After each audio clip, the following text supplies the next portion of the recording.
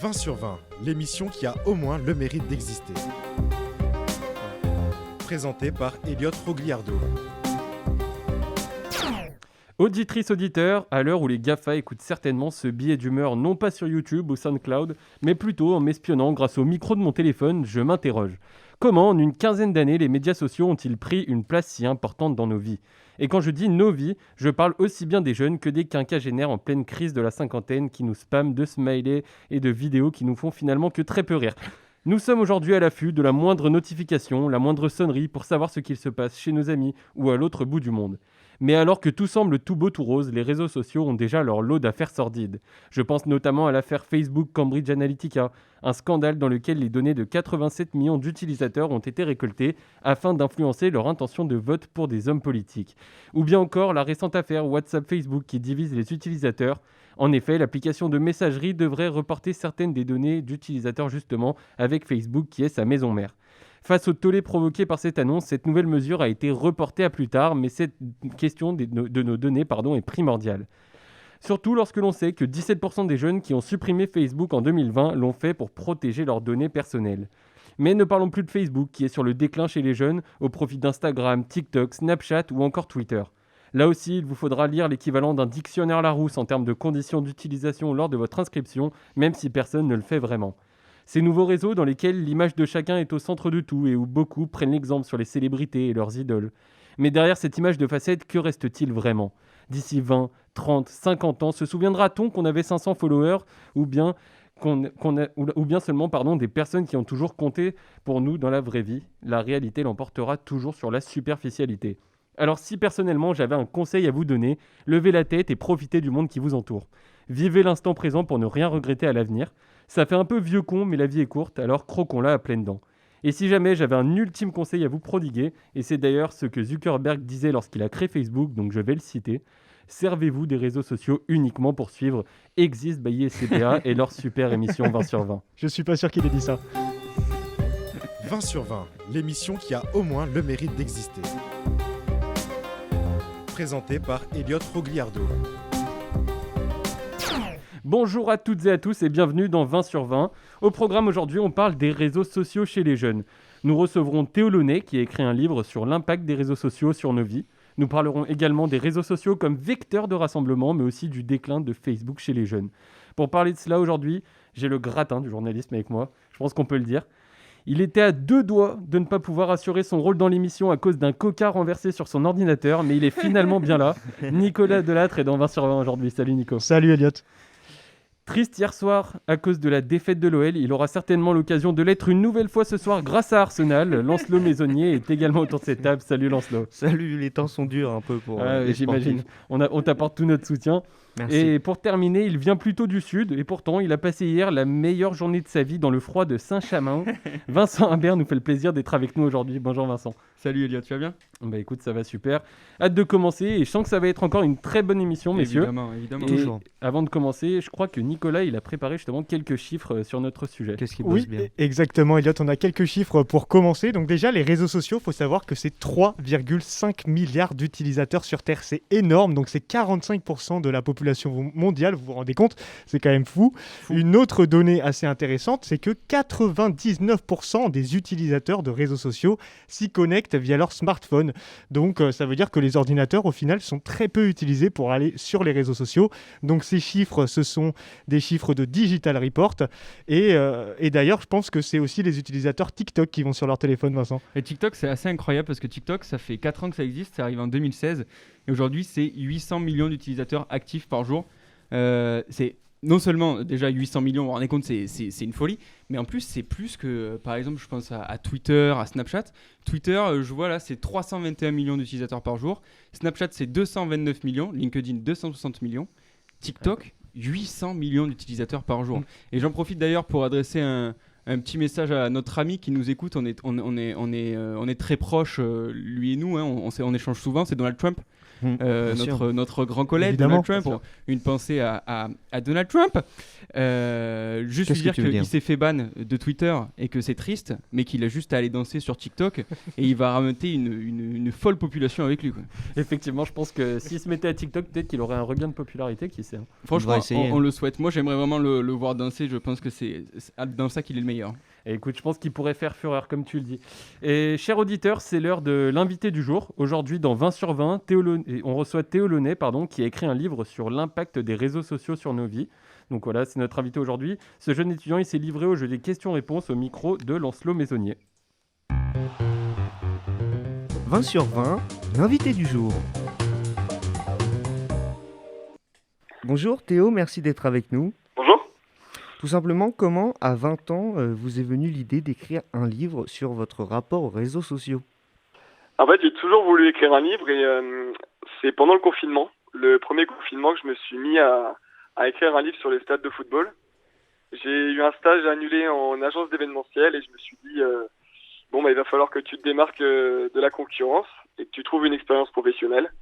J'étais chez moi, j'avais pas de stage et je me suis dit tu vas écrire ton premier livre. Et donc comme je voulais travailler dans le business du sport, je me suis mis à écrire un livre sur les stades de football. Et votre deuxième livre, du coup, s'appelle 43 jours par an. Est-ce que vous pouvez nous expliquer à quoi correspondent ces 43 jours ? Ouais, 43 jours par an, en fait, c'est le temps que passe un individu moyen sur son téléphone en une année. Et vous parliez d'une prise de conscience quant aux réseaux sociaux. Est-ce que vous pouvez nous expliquer comment vous avez eu cette prise de conscience ? Qu'est-ce que vous vous êtes dit, en fait, sur votre rapport aux réseaux sociaux ? Cette prise de conscience, en fait, je l'ai eue pendant un voyage humanitaire au Togo en mars dernier. Et donc, c'est à la suite de ce voyage que j'ai décidé d'écrire mon premier livre sur les stades. Et pendant que j'écrivais ce premier livre, justement, je sentais que j'étais pas pleinement concentré dans ce que je faisais au quotidien. Et c'est donc à la suite de ce livre que j'ai décidé d'écrire un livre sur les réseaux sociaux. Parce que de un, je sentais que j'avais beaucoup de choses à dire sur le sujet, de par mon expérience personnelle. Et de deux, parce que j'avais du temps également. On allait approcher le deuxième confinement et j'étais en attente de reprendre les cours. Et donc je me suis dit, c'est le moment, nouvelle année, on va essayer d'avoir quelque chose à proposer. Et je pensais que les réseaux sociaux étaient un sujet qui passionnait, surtout en ce moment où il y a une prise de conscience générale de la part des jeunes, mais aussi des moins jeunes. Et donc je me suis dit, je vais donner mes propres conseils, ma propre analyse personnelle pour aider justement ceux qui se sentent dépendants aux réseaux sociaux. Et justement, quel est le message que vous voulez faire passer à travers ce livre ? J'imagine qu'il y a bien une pensée derrière et vous avez une idée un peu nocive des réseaux sociaux. Qu'est-ce que vous voulez dire ? Oui, bien sûr, mais mon idée elle est assez contrastée. C'est que pour moi, les réseaux sociaux sont une bonne chose. Il y a beaucoup de bonnes idées, de bons concepts à prendre sur les réseaux sociaux. Il y a beaucoup d'avantages à les utiliser. Et mon objectif à travers ce livre, c'est surtout de mettre en avant la notion de dépendance finalement. Que oui, c'est bien de les utiliser, mais qu'il faut le faire avec prudence et avec une certaine prise de recul. Et que donc oui, c'est bien de les utiliser, mais qu'il faut avant tout se reconcentrer sur ses propres objectifs. Donc faire passer ses propres objectifs avant de consulter les réseaux sociaux plusieurs heures par jour. Dans votre livre, vous dites que les algorithmes des réseaux sociaux sont des monstres. Qu'est-ce que vous entendez par là ? Ouais, des monstres dans le sens où ils exploitent nos failles psychologiques. Donc c'est-à-dire qu'on a toujours envie d'y retourner, toujours envie d'avoir plus de divertissement en un minimum de temps. Et donc quand je dis que c'est des monstres, c'est que oui, ils vont exploiter la moindre petite faiblesse psychologique. Par exemple, si quelqu'un m'identifie sur une photo, je vais instantanément y aller finalement. Et donc c'est en ça que je trouve que ce sont des monstres. C'est que des monstres dans le sens où ils sont beaucoup plus forts que nous et on ne pourra jamais les battre à moins d'avoir une prise de conscience finalement. Vous en avez parlé un peu tout à l'heure, mais est-ce que le confinement vous a permis soit de vous rendre compte encore plus de l'utilisation que vous avez de votre téléphone, et est-ce que sans ce confinement, vous auriez eu ce déclic, mais aussi surtout, est-ce que vous auriez pu écrire votre livre ? Je pense que j'aurais eu le déclic, parce que je l'ai eu juste avant le confinement, mais j'aurais jamais pu écrire le livre. C'est vrai que ça demande énormément de temps, et je pense qu'avec les études, les différents projets, etc., j'aurais jamais pu le sortir. Mais en tout cas, oui, c'est sûr que ça m'a énormément aidé et que en fait, ça a été une accumulation de choses. Le voyage humanitaire, l'écriture du premier livre, etc. C'est ce qui m'a poussé à me rendre compte que les réseaux sociaux prenaient une trop grande part dans ma vie et m'empêchaient finalement d'être pleinement productif au quotidien. Et depuis, alors, est-ce que vous avez réussi à vous en détacher de ces réseaux sociaux? Ouais, je m'en suis complètement non, mais je m'en suis détaché. Mais c'est vrai que j'ai réduit, on va dire, de moitié mon temps d'écran quotidien. Donc je passe aujourd'hui environ 1 heure par jour. Donc ça peut paraître beaucoup, mais au final, c'est vrai que il y a pas mal de choses à faire sur son téléphone, notamment pour répondre aux messages des différents lecteurs, mettre des messages promotionnels, etc. Parce que ma promotion, je la fais sur les réseaux sociaux, justement. Et donc c'est vrai que tout ça, ça prend du temps et au final, j'arrive à 1 heure de temps d'écran quotidien. Dernière question toute bête, où est-ce qu'on peut retrouver votre livre, Théo? Ouais, mon livre est disponible sur Amazon. Et là, je suis en train de négocier avec différentes plateformes de distribution pour voir ce qui est possible de faire parce que c'est vrai que tout le monde n'a pas la possibilité de commander sur Internet. Alors, je suis en train d'étudier différentes possibilités. Eh ben, merci beaucoup, Théo, d'avoir répondu à mes questions. Et puis, je vous souhaite bon courage pour vos partiels. Je sais que vous avez des partiels. Donc, bonne chance. Merci à vous pour l'invitation. Merci beaucoup Lancelot pour cette interview enregistrée ce matin et merci également à Théo Launay de nous avoir éclairé sur le sujet. On passe désormais à la carte blanche de Thibaut Ajaguin. Aujourd'hui, Thibaut va nous parler d'un événement important dans l'histoire d'Internet, une affaire qui aurait pu et aurait dû avoir un impact plus important sur nos habitudes de consommation. C'est une affaire qui a marqué le monde entier, celle du lanceur d'alerte le plus célèbre de l'histoire, Edward Snowden. Tout commence en 2013 lorsque le jeune Américain, âgé de 29 ans à ce moment, se retrouve à l'origine de la plus grande fuite de documents des services secrets américains. Cet informaticien surdoué de la CIA et de la NSA ne s'est évidemment pas levé un matin en se disant « Tiens, et si j'allais dénoncer mes collègues de travail ?» Non.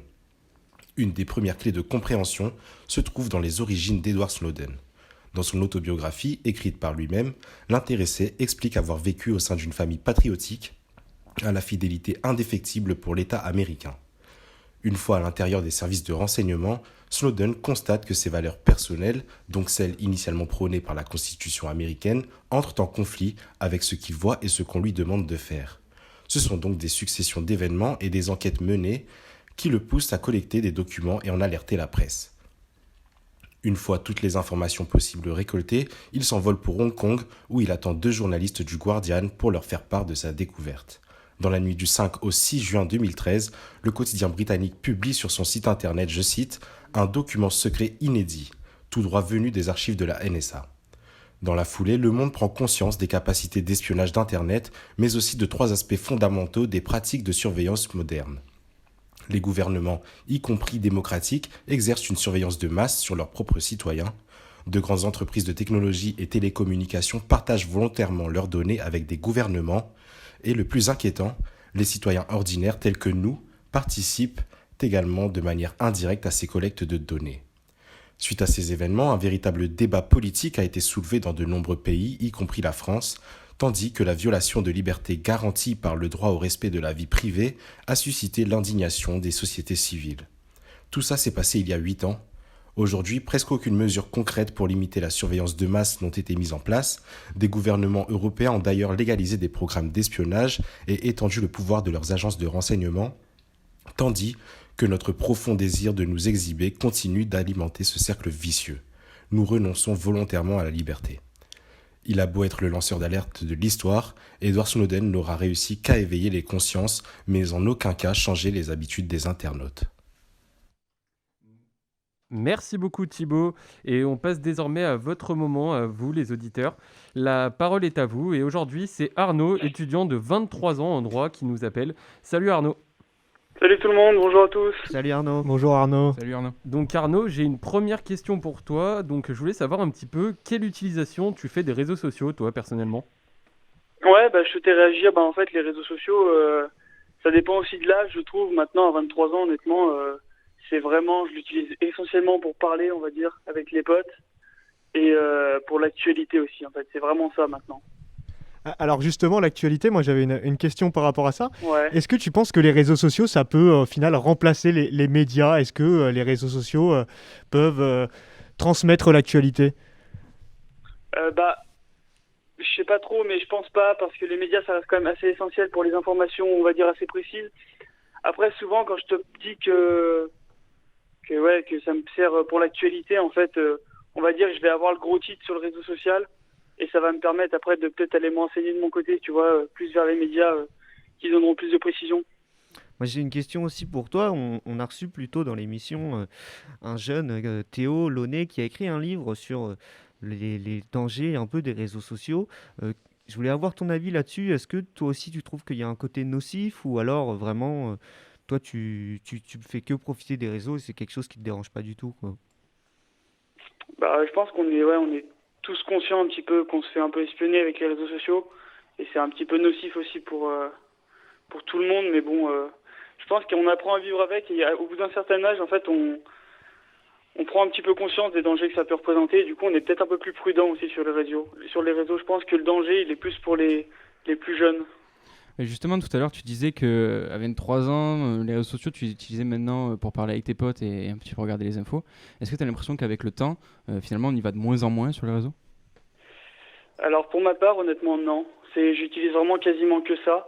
Mais du coup, ça me sert... je partage moins de contenu, on va dire, au grand public, si tu veux. Mais en termes de relations privées, j'utilise vraiment beaucoup les réseaux, ouais. Ok, et ben merci beaucoup pour ce témoignage, Arnaud. Merci d'être passé dans notre émission, et en tout cas, tu reviens quand tu veux. Merci Arnaud. Merci Arnaud. À bientôt, bon courage à vous. À bientôt. Eh bien, messieurs, tout de suite, on va passer au mini-journal de la rédac. Donc, c'est Nicolas qui nous parle d'une application qui commence à se faire un petit peu vieillotte, on peut le dire, et qui plaît de moins en moins aux jeunes. Eh oui, je ne sais pas si vous vous en rappelez, c'est un vieux réseau social arborant un F bleu. Il ne signifie pas fossile, non, mais bien Facebook. Et oui, le réseau social créé en 2004 déjà par Mark Zuckerberg est en déclin chez les jeunes, notamment les adolescents. Alors modérons tout de même un peu nos propos. Ça reste le réseau social le plus utilisé en France en 2020, tout âge confondu. Mais chez les 18-25 ans, ils ne sont plus que 60% à l'utiliser, c'est 12% de moins qu'en 2019. Les premières places du podium sont occupées par Instagram et YouTube, suivies de Snapchat. Facebook se trouve uniquement à la 4e place pour les jeunes. Alors tous ces chiffres, vous pouvez les retrouver, c'est une étude Harris Interactive. Mais alors pourquoi les jeunes désertent Facebook ? Eh bien j'ai posé la question à Léa, une étudiante. Elle utilise régulièrement Instagram et son compte affiche plus de 5000 abonnés. En vrai Facebook c'est pas mal, mais bon maintenant il y a Insta, Snapchat et tout. C'est beaucoup mieux, il y a plus de monde, plus de notre âge et tout.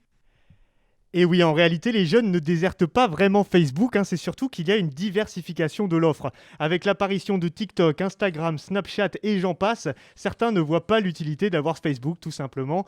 Et Léa disait qu'il y a plus de monde sur les autres réseaux sociaux. Alors ça, c'est faux. En réalité, il y a énormément de monde sur Facebook. Mais la vérité, c'est qu'il y a des personnalités, des stars. Elles sont beaucoup plus présentes sur Instagram, notamment, que sur Facebook. Et donc, c'est ça qui crée un effet de mode chez les jeunes et qui fait que Facebook est de moins en moins réputé. Alors, excusez-moi. Au final, tu vas y arriver, Nico. Rendez-vous, je trouvais plus ma phrase. Alors, rendez-vous dans 10-20 ans, quand tous ces réseaux sociaux seront obsolètes et que nous en parlerons avec nostalgie. Eh bien, merci Nicolas. Et justement, tu viens de nous dire que les jeunes, ils se désintéressent un petit peu de Facebook. C'est donc par esprit de contradiction que Vincent, un véritable has-been des réseaux sociaux, a décidé de laisser Facebook décider de son week-end. Et tout à fait, Elliot, samedi, moi j'ai dû choisir le programme de mon dimanche. Et pour préparer cette émission, par conscience professionnelle, j'ai décidé d'utiliser seulement les événements Facebook. À ce moment-là, plusieurs choix s'offrent à moi. Une vente aux enchères de véhicules d'occasion et de pièces détachées, une conférence virtuelle sur les troubles psychiatriques ou une rando pour sauver la planète à Saint-Chamond à côté de Saint-Étienne. Puisque je suis un homme moderne, j'ai évidemment choisi de braver la neige et un froid glacial pour débarrasser la nature de tous ces vilains déchets qui l'encombrent. Dimanche, gueule de bois et froid au corps, je retrouve une dizaine de citoyens modèles sur un parking boueux situé en bordure d'une rivière en crue. Le rassemblement écolo, c'est un peu comme les alcooliques anonymes. On commence par se présenter à la chef. Aujourd'hui, c'est Victoria Decousu qui organise l'événement. Désolé pour les sons, une rivière à côté fait un boucan pas possible. Merci Elliot. On a un petit problème avec le son. Il se lance pas ? Si tu veux, je te le refais. Le son ne se lance pas, je ne sais pas pourquoi. En vrai, il cassait tellement les oreilles, c'est pas si grave. Pour la planète. Voilà. Je me rappellerai toujours. On va y arriver. C'est Loïc, ça fait la 3e fois que je participe à une action de rando pour la planète. Je me rappellerai toujours au parc Miribel, on avait fait un ramassage des déchets en canoë. Connu le mouvement par Facebook. Bienvenue. Il n'y a pas de canoë aujourd'hui. Mais... Par contre, des déchets, il y en a. Donc, en personnes qui nettoient, donc j'en ai 3, 4, 5, 6, 7, 8, 9, 10. Donc, on va faire 5 et 5. Qui veut partir sur la haut? Eh bien, partons sur la haut, c'est le fun. Je frissonne d'impatience à la vue de ce petit bout de forêt enneigé en bord d'autoroute. 30 bonnes secondes sont passées à mon arrivée, et ça y est, j'en ai marre, vraiment marre. Il déluge, il y a du vent, j'ai froid, j'ai les chaussures pleines de neige, c'est une galère. Alors qu'est-ce que je fais? Eh bien, je passe un peu en mode chef de chantier horrible, tu vois, qui donne des ordres. Tiens, il y a une petite bouteille là, et là, passe pas à côté, il y a une canette, ramasse-toi pour la baisser. Et Lucas, tu peux ramasser le pneu qui est juste là, s'il te plaît? Tu te doutes, à force de faire semblant de travailler, au bout d'un moment, je me fais cramer, mais heureusement, j'ai ma casquette de journaliste.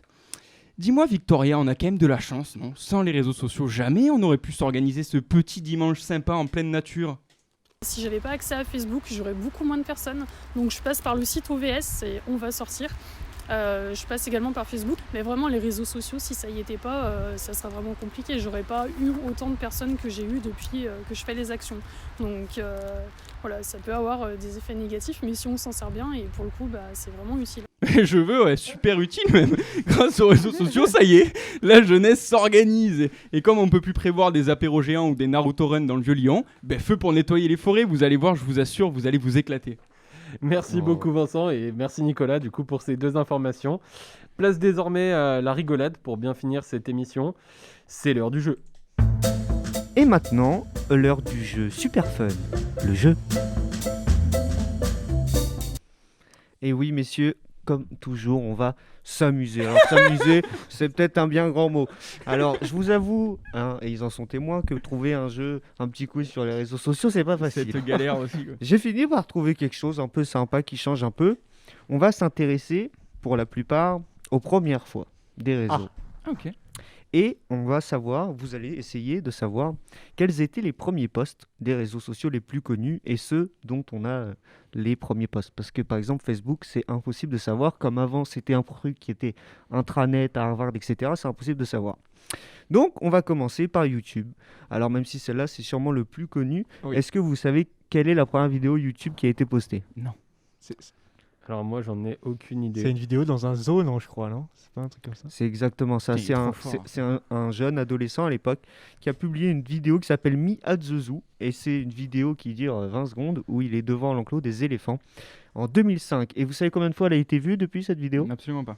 Je pense qu'elle a été pas si vue que ça, à mon avis. Mais voilà. Alors on va dire 1 milliard, c'est quand même la première vidéo de YouTube, tu vois, c'est historique. Milliard, ouais, c'est la première, mais à mon avis, Ouais, non, sinon pas on n'en a un jamais milliard. entendu parler, c'est que même malgré tout... Moi je dis 300 millions de vues. Et c'est 142 millions de vues. Ouais, C'est quand même pas mal. Pour 20 secondes devant un zoo, c'est quand même pas mal. Oui, parce que la vidéo en elle-même... Mais attends, du coup, YouTube, c'est plus vieux que... C'est plus jeune que Facebook, en fait. Je sais. 2003, Facebook, non, c'est ça? Alors, 2004, 2005, Facebook, 2005 c'est le moment où Facebook devient public. Aussi, à peu près. Donc, c'est à peu près la même période. Ok. Deuxième, est-ce que vous savez quel a été le premier tweet sur Twitter? Tweet, point. Un truc comme ça, non? Alors, aucune idée. J'ai tweeté.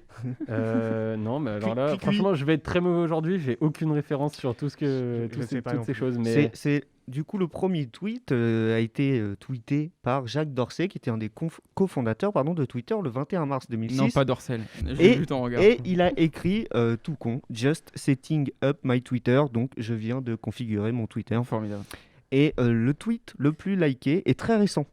Est-ce que vous avez une idée de ce que ça pourrait être? à mon avis, c'est un tweet de Donald Trump. Ouais, j'allais dire ça Moi, aussi. je pense de que Donald c'est Trump. Barack Obama. Je pense que c'est Ouais, quand il dit qu'il se représente, non? Ça, c'était l'ancien. Ah. Et il a été dépassé. Et c'est pas vraiment ça.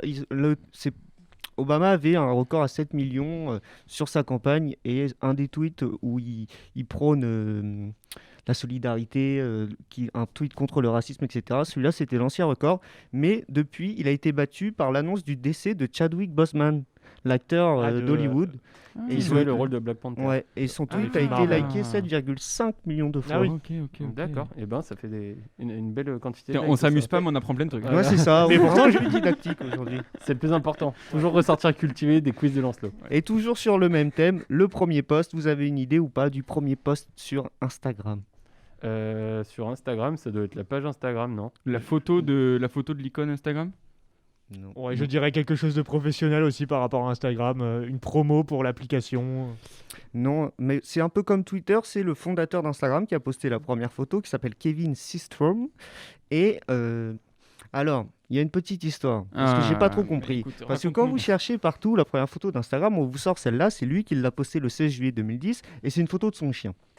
Mais sur son compte, parce que je suis professionnel, je suis allé voir, j'ai remonté jusqu'en 2010, et avant cette photo de son chien, il y a 2 autres photos. Ah. Donc je pense qu'on ne nous dit pas tout. Tu penses que tu es vraiment un Je pense qu'il y journaliste a un d'enquête? complot. Oui. Et sur- Et sur les autres photos, il y en a une où c'est un cadre avec des pins à l'intérieur, et l'autre une photo de bouffe très mal cadrée où on voit la moitié de l'assiette.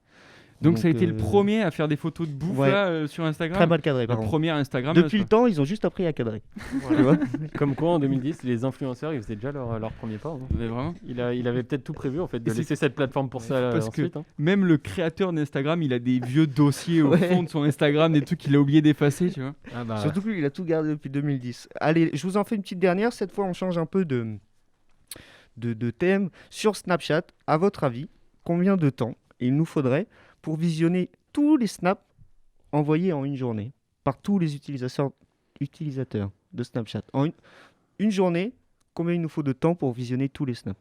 à mon avis, je pense qu'il doit y avoir pas loin, même plus qu'1 milliard de snaps envoyés par jour, je pense. Donc, parce que les utilisateurs en envoient au moins plusieurs et je pense qu'il doit y avoir au moins 500 millions. 1 milliard, et c'est combien le temps d'un snap?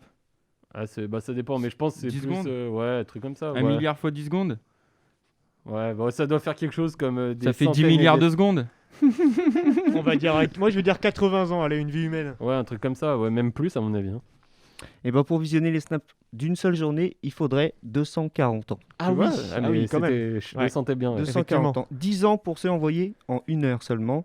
Et si on prend sur un mois, il nous faudrait 7200 ans. Donc on n'est pas sorti.